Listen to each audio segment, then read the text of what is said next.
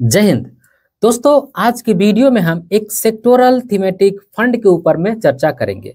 जी हाँ, ये वही फंड होते हैं जो आपके सारे पैसे को एक ही सेक्टर में इन्वेस्ट करते हैं।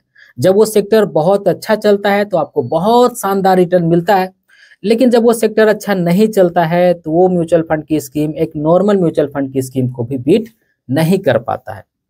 एक समय की बात है। देखिए, एक समय की बात कहना तो थोड़ा सा ज़्यादा हो गया, क्योंकि जब हम एक समय की बात कहते हैं तो हम ऐसे समय के बारे में बताते हैं जो बहुत पहले बीत चुकी है, या फिर जब हम किस्से कहानियों का जिक्र करते हैं उस समय इस शब्द का इस्तेमाल करते हैं कि एक समय पहले की बात है। तो एक समय की बात कहना तो थोड़ा सा ज़्यादा हो गया। हमें ये कहना चाहिए कि अभी कुछ समय पहले की बात है, लगभग 4 महीने 6 महीने पहले की बात है। इस सेक्टोरल थीमेटिक फंड के बारे में हर तरफ चर्चा हो रहा था। इस फंड का जो है हुआ बहुत ज़्यादा था, बहुत ज़्यादा हवा चल रहा था। तो ऐसे में लोगों को लगा कि भाई ये फंड बहुत अच्छा है, हमें भी इस फंड में इन्वेस्ट करना चाहिए। और मुझे उम्मीद है कि बहुत सारे लोगों ने इसी हवा को देख करके अपने पोर्टफोलियो में इस फंड को ऐड किया होगा। और देखिए, जब हम इस तरह का चर्चा सुनते हैं तो हमारी एक्सपेक्टेशन भी बहुत ज़्यादा बढ़ जाती है। लगने लगता है कि तुम्हारा भाई तो इस फंड में इन्वेस्ट करके सिर्फ साल भर में ही अपना पैसा डबल कर लेगा। लेकिन जब ऐसा होता नहीं है तो हमें ऐसा लगता है कि हमारे साथ चीटिंग किया गया है, हमें बहुत बुरा लगता है। हमें ऐसा लगता है कि म्यूचुअल फंड इंडस्ट्री में चीटिंग होता है, यहाँ पे इन्वेस्ट करके पैसे नहीं बनती है, और म्यूचुअल फंड के प्रति हमारा विश्वास थोड़ा सा कम होता है। देखिए, मैंने अपनी अधिकतर वीडियो के माध्यम से आप सभी से यही कहा है कि अगर आप एक नॉर्मल इन्वेस्टर हैं तो आपको किसी भी सेक्टोरल थीमेटिक फंड में इन्वेस्ट करने की जरूरत नहीं है। जैसे में अगर आप एक लार्ज के फंड में इन्वेस्ट कर रहे हो, या फिर फ्लेक्सी के फंड में इन्वेस्ट कर रहे हो, मिड के फंड में इन्वेस्ट कर रहे हो, स्मॉल के फंड में इन्वेस्ट कर रहे हो, ईएलएसएस फंड में इन्वेस्ट कर रहे हो, लार्ज एंड मिड के फंड में इन्वेस्ट कर रहे हो, इस तरह की अगर आप नॉर्मल म्यूचुअल फंड की स्कीम में अपना पैसा इन्वेस्ट कर रहे होंगे तो आपको किसी भी सेक्टोरल थीमेटिक फंड में इन्वेस्ट करने की जरूरत नहीं है। क्योंकि आप एक नॉर्मल म्यूचुअल फंड की स्कीम में अपना पैसा इन्वेस्ट कर रहे हैं तो उस फंड को एक फंड मैनेजर मैनेज करता है। और उस फंड मैनेजर को जब भी ऐसा लगता है कि किसी भी सेक्टर में ग्रोथ अपॉर्चुनिटी आ सकती है, तो या तो उस सेक्टर में वो फंड मैनेजर अपना पैसा इन्वेस्ट करेगा, या फिर अगर उसने पहले से इन्वेस्ट करके रखा है तो उस सेक्टर में अपना एक्सपोजर बढ़ाएगा। आपको यहाँ पे कुछ भी करने की जरूरत नहीं होती है अगर आप एक नॉर्मल म्यूचुअल फंड की स्कीम में इन्वेस्ट कर रहे हैं तो।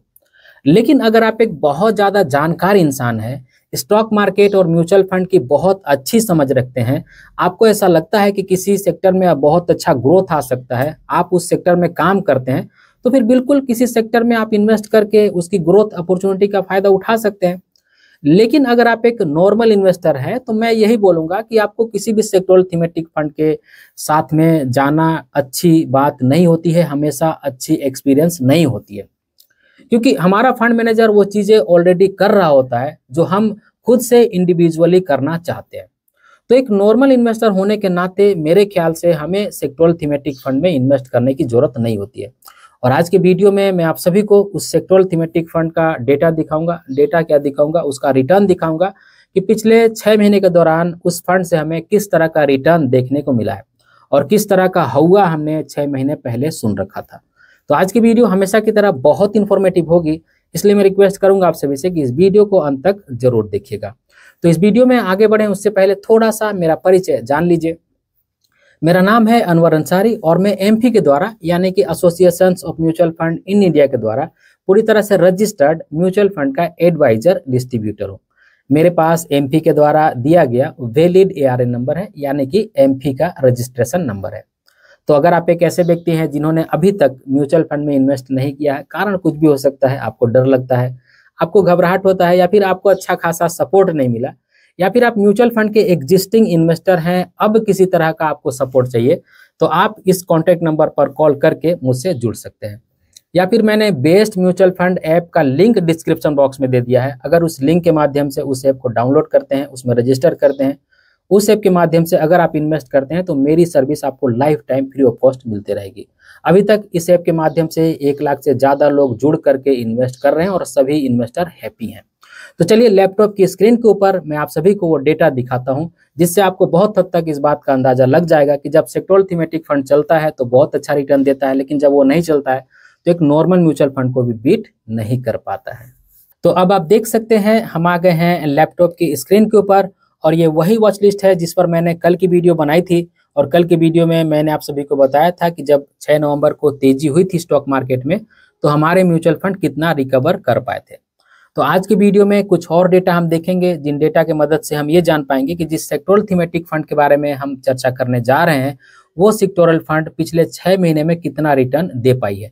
लेकिन उससे पहले हम नॉर्मल म्यूचुअल फंड का रिटर्न देख लेते हैं कि ये जो नॉर्मल म्यूचुअल फंड की रिटर्न है वो 6 महीने के दौरान कितनी रही है। तो आप यहाँ देख सकते हैं SBI स्मॉल कैप फंड है। अगर मैं इस पर क्लिक करूं और 6 महीने का रिटर्न चेक करूं तो आप देख सकते हैं लगभग 14-15% के आसपास का है। दूसरा म्यूचुअल फंड भी हम चेक कर लेते हैं, क्वांट स्मॉल कैप फंड, जिसका फिलहाल परफॉर्मेंस ठीक नहीं चल रहा है। इसका भी अगर हम 6 महीने का रिटर्न देखें तो लगभग 12 या फिर कह सकते हैं अप्रोक्सीमेट 13% के आसपास का हमें देखने को मिल रहा है।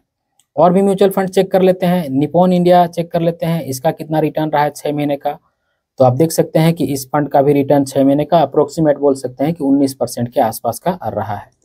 अब हम दूसरे तरह का भी फंड चेक कर लेते हैं, जैसे हमने स्मॉल कैप तो चेक कर लिया, अब हम मिड कैप भी चेक कर लेते हैं। देखिए Kotak emerging equities fund check कर लेते हैं, जो कि मिड कैप कैटेगरी का है। इसका अगर 6 महीने का रिटर्न देखें तो ये इसने लगभग आप देख सकते हैं कि 23% के आसपास का रिटर्न दिया है पिछले 6 महीने में। यहाँ पे मैं 6 महीने का ही डेटा सभी फंड का आप सभी को दिखा रहा हूँ। और भी दूसरे तरह का फंड चेक कर लेते हैं, जैसे अभी हमने मिड कैप का चेक किया, अब हम थोड़ा सा फ्लेक्सी कैप फंड का भी चेक कर लेते हैं। देखिए यहाँ पे आदित्य बिरला सन लाइफ फ्लेक्सी कैप फंड है, इसका देख लेते हैं 6 महीने का रिटर्न कितना रहा है। तो आप यहाँ देख सकते हैं कि इस फंड ने भी लगभग अप्रोक्सीमेट बोल सकते हैं कि लगभग 15% के आसपास का रिटर्न रहा है आदित्य बिरला सन लाइफ फ्लेक्सी कैप फंड का। अब कुछ और फंड भी चेक कर लेते हैं कि कुछ और फंड ने हमें कितना रिटर्न दिया है पिछले 6 महीने में। तो कुछ और फंड देखते हैं, कुछ नए फंड का हम नाम यहाँ पे चूज करते हैं। अब हमने स्मॉल कैप देख ही लिया है, मिड कैप देख ही लिया है। आपको बंधन का दिखा देता हूँ कि बंधन ने कितना दिया है पिछले 6 महीने में। तो आप यहाँ पे देख सकते हैं कि बंधन स्मॉल कैप फंड ने पिछले 6 महीने में 29% का रिटर्न दिया है। तो अगर देखा जाए दोस्तों तो लगभग आप बोल सकते हैं कि 10 से लेकर के 20% या फिर 25% के आसपास का रिटर्न पिछले 6 महीने में अगर हम स्मॉल कैप देखें, मिड कैप देखें या फिर फ्लेक्सी कैप फंड देखें तो हमें देखने को मिला है। तो मोटा मोटी आप मानकर चल सकते हैं कि 15% के आसपास का हमें रिटर्न देखने को मिला है पिछले 6 महीने में, अगर औसतन देखा जाए small cap, mid cap, flexi cap fund को। तो अब हम उस फंड को यहाँ पे सर्च कर लेते हैं जिसके बारे में आज की इस वीडियो में मैं आप सभी को बताने वाला हूँ, वो है PSU फंड। अभी फिलहाल अगर बात की जाए 4 महीने 6 महीने पहले की, तो PSU फंड के बारे में बहुत ज्यादा चर्चा चल रही थी। तो हम PSU फंड का रिटर्न चेक कर लेते हैं कि PSU फंड से हमें कितना रिटर्न देखने को मिला है। तो मैंने यहाँ पे PSU सर्च कर दिया, तो अब हमारे सामने PSU फंड आ गए। तो मैं सबसे पहले SBI चेक करता हूँ। तो आप यहाँ देख सकते हैं अगर मैं 6 महीने का रिटर्न चेक करूँ SBI का, तो आप देख सकते हैं कि 8% के आसपास का रिटर्न है। तो जिस तरह का इस फंड के बारे में हुआ बताया जा रहा था या फिर बनाया जा रहा था, उस हिसाब से तो इस फंड को लगभग 50% के आसपास का रिटर्न दे देना चाहिए था, क्योंकि इस फंड के बारे में या फिर ये जो PSU फंड है इसके बारे में यही कहा गया था कि साल भर में 100% का रिटर्न, यही दिखा करके आप सभी को बताया गया था कि ये फंड बहुत अच्छा है और आपको इस फंड में इन्वेस्ट करना चाहिए। नो डाउट मैं इस फंड को खराब बिल्कुल भी नहीं बोल रहा हूँ भाई, इसमें इन्वेस्ट करना नहीं करना आपकी राय है। और जिस फंड के बारे में सबसे ज्यादा हुआ था आदित्य बिरला सन लाइफ PSU फंड, इसका भी रिटर्न देख लेते हैं कि 6 महीने के दौरान कितना रहा है। तो आप देख सकते हैं कि इसका रिटर्न 4% का रहा है 6 महीने के दौरान। अगर मैं बात करूं, यहाँ पे 6 महीने पे ही सेलेक्ट है, तो आप देख सकते हैं कि 4% का ही रिटर्न इस फंड ने मात्र दिया है। और भी कुछ फंड चेक कर लेते हैं। अब यहाँ पे अगर मैं बात करूं इन्वेस्को PSU का, तो यहाँ पे देख सकते हैं कि इन्वेस्को PSU ने 6 महीने में कितना रिटर्न दिया है। तो इन्वेस्को PSU का कुछ हद तक ठीक है, आपको लगभग 12% के आसपास का रिटर्न हमें देखने को मिल रहा है। और भी कुछ PSU देख लेते हैं कि और कुछ PSU बचे हैं क्या। तो यहाँ पे क्वांट PSU देख सकते हैं आप, क्वांट PSU का भी 6 महीने का रिटर्न हम चेक कर लेते हैं। तो क्वांट PSU भी लगभग 8% का रिटर्न दिया है पिछले 6 महीने के दौरान। तो हमने ये देखा दोस्तों कि अगर हम एक नॉर्मल म्यूचुअल फंड की स्कीम में इन्वेस्ट करते हैं या फिर किए होंगे, तो लगभग वहाँ पे हमें 15% के आसपास में अगर औसतन रिटर्न देखा जाए तो मिला होगा। लेकिन PSU फंड में हमने देखा कि लगभग 7-8% के आसपास का ही रिटर्न हमें देखने को मिल रहा है। और अभी जब मैं 2-4 दिन पहले चेक किया था इसको, तो कुछ फंड में तो मुझे नेगेटिव में भी रिटर्न देखने को मिला था। तो देखिए मेरा ये दिखाने का मकसद बिल्कुल भी ऐसा नहीं है कि अगर आप PSU फंड में इन्वेस्ट किए होंगे तो आपको बिल्कुल यहाँ से निकल जाना चाहिए। निकलना बिल्कुल भी नहीं चाहिए। अगर आपने ये सोच करके इन्वेस्ट किया है कि मुझे साल भर में 100% का रिटर्न मिल जाएगा, 50% का रिटर्न मिल जाएगा, तो आपकी एक्सपेक्टेशन थोड़ा सा ज़्यादा है। मैं ये बोलूँगा कि अपने एक्सपेक्टेशन को थोड़ा सा कम कीजिए। अगर आपने इन्वेस्ट किया है तो बने रहिए। मेरा बस इस वीडियो का मकसद ये है कि हम जब ये हवा सुन करके इन्वेस्ट करते हैं ना कि किसी फंड में 100% का रिटर्न मिल गया, तो ये कोई ज़रूरी नहीं होता है कि उस फंड में आगे भी 100% का रिटर्न मिल जाए।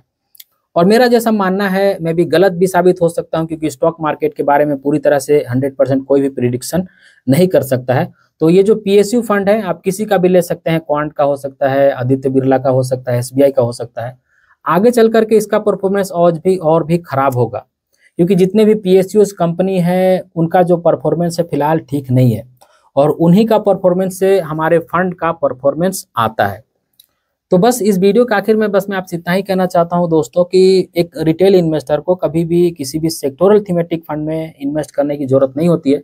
अगर यहीं पे आप इस पीएसयू फंड में इन्वेस्ट नहीं करके एक नॉर्मल म्यूचुअल फंड में इन्वेस्ट किए होते तो इससे कहीं बेहतर आपको रिटर्न मिल गया होता। तो आज की इस वीडियो में बस इतना ही। उम्मीद करता हूँ आज की वीडियो आप सभी को अच्छी लगी होगी।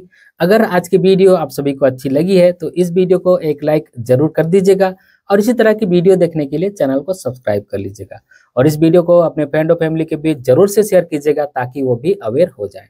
इस वीडियो के आखिर में बस मैं आपसे इतना ही कहना चाहता हूँ कि अपना और अपने फैमिली का बहुत ख्याल रखिएगा। मैं मिलूंगा इसी तरह के किसी और वीडियो में, तब तक के लिए बाय।